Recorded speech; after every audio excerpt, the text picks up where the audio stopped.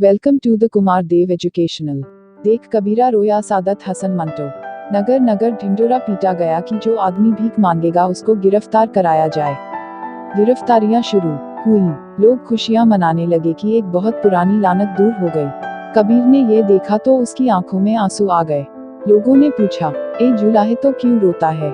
कबीर ने रोकर कहा, कपड़ा दो चीजों से बनता है, ताने और पीटे से। गिरफ्तारियों का ताना तो शुरू हो गया, पर पेट भरने का पीटा कहाँ है। एक MA LLB को 200 खडियां अलॉट हो गईं। कबीर ने ये देखा तो उसकी आंखों में आंसू आ गए।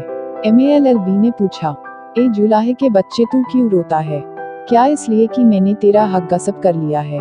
कबीर ने रोते हुए जवाब दिया, तुम्हारा कानून तुम्हें ये नुक्ता समझाता है कि खडियां पड़ी रहने दो, धागे का जो कोटा मिले उसे बेच दो। मुफ्त की खटखट से क्या फायदा? लेकिन ये खटखट ही जुलाहे की जान है। छपी हुई किताब के फर्मे थे, जिनके छोटे बड़े लिफाफे बनाए जा रहे थे। कबीर का उधर से गुजर हुआ। उसने वो 3 लिफाफे उठाए और उन पर छपी हुई तहरीर पढ़कर उसकी आंखों में आंसू आ गए। लिफाफे बनाने वाले ने हैरत से पूछा, मियाँ कबीर तुम क्यों रोने लगे? कबीर ने जवाब दिया, इन कागजों पर भगत सूरदास की कविता छपी है, लिफाफे बनाकर उसकी बेइज्जती न करो। लिफाफे बनाने वाले ने हैरत से कहा, जिसका नाम सूरदास है वो भगत कभी नहीं हो सकता। कबीर ने ज़ारों कतार रोना शुरू कर दिया। एक ऊंची इमारत पर लक्ष्मी का बहुत खूबसूरत बुत नस्ब था। चंद लोगों ने जब उसे अपना दफ्तर बनाया तो उस बुत को टाट के टुकड़ों से ढांप दिया। कबीर ने ये देखा तो उसकी आंखों में आंसू उमा आए। दफ्तर के आदमियों ने उसे ढारस दी और कहा, हमारे मजहब में यह बुत जायज नहीं। कबीर ने टाट के टुकड़ों की तरफ अपनी नमनाक आंखों से देखते हुए कहा, खूबसूरत चीज को बदसूरत बना देना भी किसी मजहब में जायज नहीं। दफ्तर के आदमी हंसने लगे। कबीर धारे मार मार कर रोने लगा। सफारा फौजों के सामने जर्नैल ने तकरीर करते हुए कहा, अनाज कम है, कोई परवाह नहीं। फसलें तबाह हो गई हैं, कोई फिक्र नहीं। हमारे सिपाही दुश्मन से भूखे ही लड़ेंगे। 2 लाख फौजियों ने जिंदाबाद के नारे लगाने शुरू कर दिए। कबीर चिल्ला चिल्ला के रोने लगा। जर्नैल को बहुत गुस्सा आया। चुनांचे वो पुकार उठा, ए शख्स बता सकता है तू क्यों रोता है? कबीर ने रोनी आवाज में कहा, ए मेरे बहादुर जर्नैल, भूख से कौन लड़ेगा? 2 लाख आदमियों ने कबीर मुर्दाबाद के नारे लगाने शुरू कर दिए। भाइयों, दाढ़ी रखो, मूंछें कतरवाओ और शरई पाजामा पहनो। बहनों, एक चोटी करो, सुर्खी सफेदा ना लगाओ, बुर्का पहनो। बाजार में एक आदमी चिल्ला रहा था। कबीर ने यह देखा तो उसकी आंखें नमनाक हो गईं। चिल्लाने वाले आदमी ने और ज्यादा चिल्लाकर पूछा, कबीर तू क्यों रोने लगा? कबीर ने अपने आंसू जब्त करते हुए कहा, तेरा भाई है न तेरी बहन, और ये जो तेरी दाढ़ी है इसमें तूने वसीमा क्यों लगा रखा है? क्या सफेद अच्छी नहीं थी? चिल्लाने वाले ने गालियां देनी शुरू कर दी। कबीर की आंखों से टप टप आंसू गिरने लगे। एक जगह बहस हो रही थी। अदब बराए अदब है, महज बकवास है। अदब बराए जिंदगी है, वो जमाना लद गया। अदब प्रोपगंडे का दूसरा नाम है। तुम्हारी ऐसी की तैसी, उद्धरण चिन्ह, तुम्हारे स्टालिन की ऐसी की तैसी, तुम्हारे रजत पसंद और फुला बीमारियों के मारे हुए फला बेयर और बाद लिया की ऐसी की तैसी। कबीर रोने लगा। बहस करने वाले बहस छोड़कर उसकी तरफ मुतवज्जा हुए। एक ने उससे पूछा, तुम्हारे तहत अशू में जरूर कोई ऐसी चीज थी जिसे ठेस पहुंची? दूसरे ने कहा, यह आंसू बोरजवाई सदमे का नतीजा है। कबीर और ज्यादा रोने लगा। बहस करने वालों ने तंग आकर बैक जबान सवाल किया, मियाँ ये बताओ कि तुम रोते क्यों हो?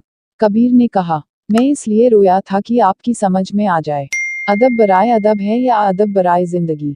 बहस करने वाले हंसने लगे। एक ने कहा, ये परोलतारी मस्खरा है। दूसरे ने कहा, नहीं ये बोझवाई बहरूपिया है। कबीर की आंखों में फिर आंसू आ गए।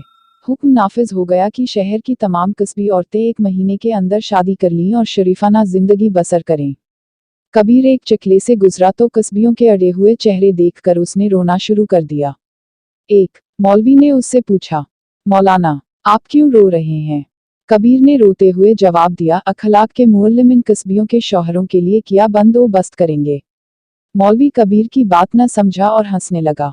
कबीर की आंखें और ज्यादा अश्कबार हो गईं।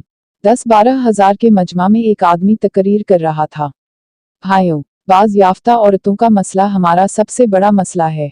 इसका हल हमें सबसे पहले सोचना है। अगर हम गाफिल रहे तो ये औरतें कहवा खानों में चली जाएंगी, फाहिशा बन जाएंगी। सुन रहे हो, फाहिशा बन जाएंगी।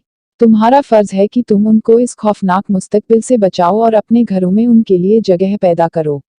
अपने अपने भाई या अपने बेटे की शादी करने से पहले तुम्हें इन औरतों को हरगिज फरामोश नहीं करना चाहिए। कबीर फूट फूट कर रोने लगा। तकरीर करने वाला रुक गया। कबीर की तरफ इशारा करके उसने बुलंद आवाज में हाजिरीन से कहा, देखो उस शख्स के दिल पर कितना असर हुआ है। कबीर ने गुलूगीर आवाज में कहा, लफ्जों के बादशाह, तुम्हारी तकरीर ने मेरे दिल पर कुछ असर नहीं किया। मैंने जब सोचा कि तुम किसी मालदार औरत से शादी करने की खातिर अभी तक कुंवारे बैठे हो तो मेरी आंखों में आंसू आ गए। एक दुकान पर यह बोर्ड लगा था, जिन्नाह बूट हाउस। कबीर ने उसे देखा तो ज़ारो कतार रोने लगा। लोगों ने देखा कि एक आदमी कटमी रहा है, बोर्ड पर आंखें जमी हैं और रोया जा रहा है। उन्होंने तालियां बजाना शुरू कर दी। पागल है, पागल है। मुल्क का सबसे बड़ा कायद चल बसा तो चारों तरफ मातम की सफ़े बिछ गईं। अक्सर लोग बाजुओं पर स्याह बिल्ले बांधकर फिरने लगे। कबीर ने यह देखा तो उसकी आंखों में आंसू आ गए।